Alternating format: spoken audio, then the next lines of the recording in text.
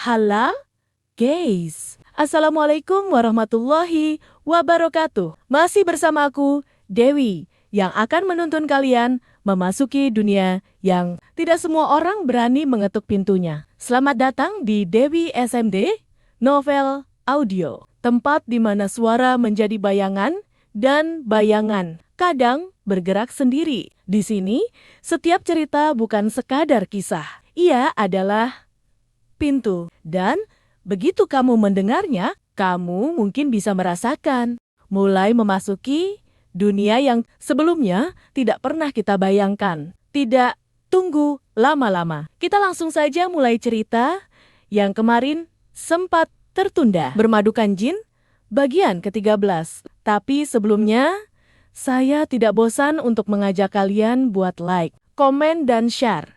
Biar ceritanya lebih seru lagi, dan akunya lebih semangat. Dan buat yang belum subscribe, ayo dong gerakan jarinya, tekan tombol subscribe, dan notifikasinya. Oke, kita lanjut ya. Selamat mendengarkan.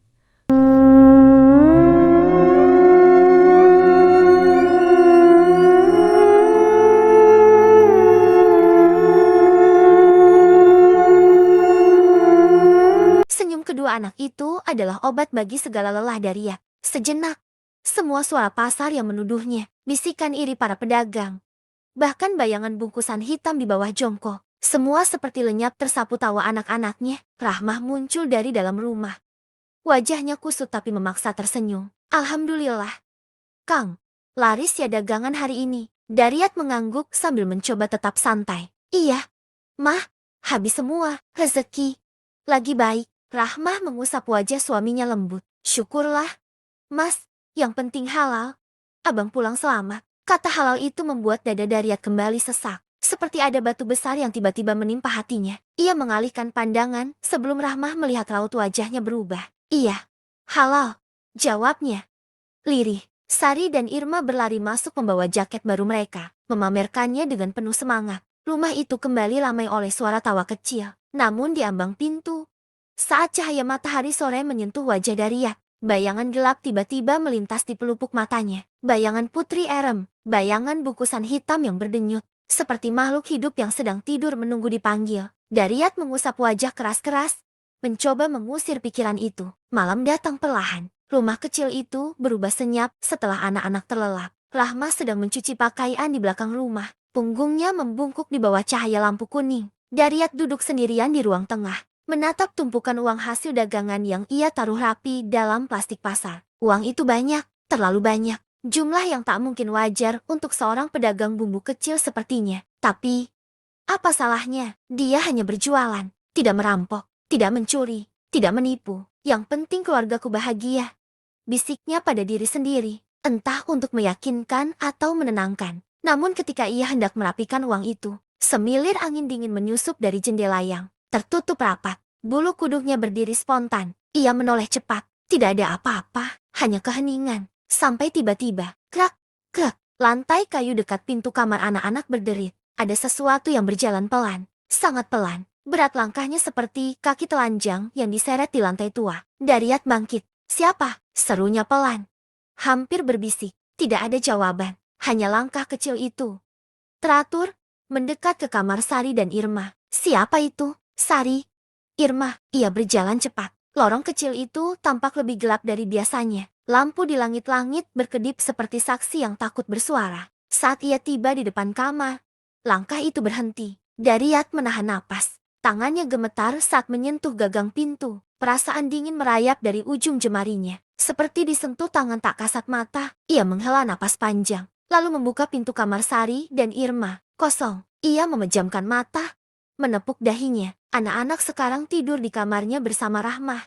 Karena kamar ini, kamar yang dulu ia niatkan menjadi tempat menyambut Putri Erem. Tempat itu masih mengandung aroma dupa yang sama. Aroma itu tidak hilang meski ia sudah membersihkannya berkali-kali. Ketika ia menutup pintu, aroma melati tiba-tiba tercium. Bukan melati dari taman, bukan melati manusia. Aroma yang sama ketika ia pertama kali melihat Putri Erem di alam jin itu. Aroma yang membawa hawa dingin dari dunia yang tidak pernah ditempati manusia hidup. Namun saat ia hendak kembali ke ruang tengah, BLTAK, meja kecil tempat ia menghitung uang, terguncang keras seolah dihantam makhluk besar dari bawah tanah. Uang berhamburan ke lantai, berserakan seperti daun kering diterpa angin. Daria terkejut. Tubuhnya tersentak mundur. Di antara uang yang berserakan itu, tergeletak sebuah kelopak bunga melati. Segar, sangat segar, seolah baru dipetik seseorang tepat 1 detik lalu. Padahal, tidak ada satupun tanaman melati di rumah itu. Jantung Dariat berdetak semakin kencang. Saat ia masih menatap kelopak itu, sebuah bisikan lembut dingin nyaris tak terdengar muncul tepat di belakang telinganya. "Kenapa kau tidak menyambutku, Kakang?" Darah Dariat seperti membeku di pembuluhnya. Ia memutar tubuhnya cepat. Tidak ada siapa-siapa, tapi hawa dingin itu ada. Aroma melati semakin kuat. Lampu berkedip. Sekali, 2 kali, lalu redup. "Astaga," gumamnya. "Aku lupa. Malam Jumat, malam ketika perjanjian harus ditepati." Belum sempat ia menarik napas panjang. Dari luar, Rahmah memanggil, "Kang, kenapa bunyi berisik barusan?" Jantung Dariat mencelos. Tidak boleh Rahmah melihat. Tidak boleh Rahmah tahu. Kalau sampai Rahmah masuk ke kamar itu saat Putri Erem datang bersama dengannya. Kalau itu sampai terjadi, maka hal yang terburuk bisa terjadi. Nggak ada apa-apa. "Mah," sergahnya. Suaranya lebih tinggi dari biasanya. "Akang, mau keluar sebentar, cari rokok." Ia meraih jaket, melangkah cepat ke pintu depan. Rahmah hanya menatap bingung dari dapur. "Rokok?" Kang Dariat merokok. Sejak kapan? Begitu keluar rumah, udara malam langsung menyergap dingin. Tidak ada angin, tapi dedaunan bergetar pelan seperti digerakkan oleh sesuatu yang tak terlihat. Langit hitam, bulan tertutup awan, keheningan begitu pekat sampai langkah. Dariat sendiri terdengar seperti pukulan drum. Ia menelan ludah. Ia tidak benar-benar mencari rokok. Ia mencari sesajen. Malam itu, Putri Erem akan datang menagih.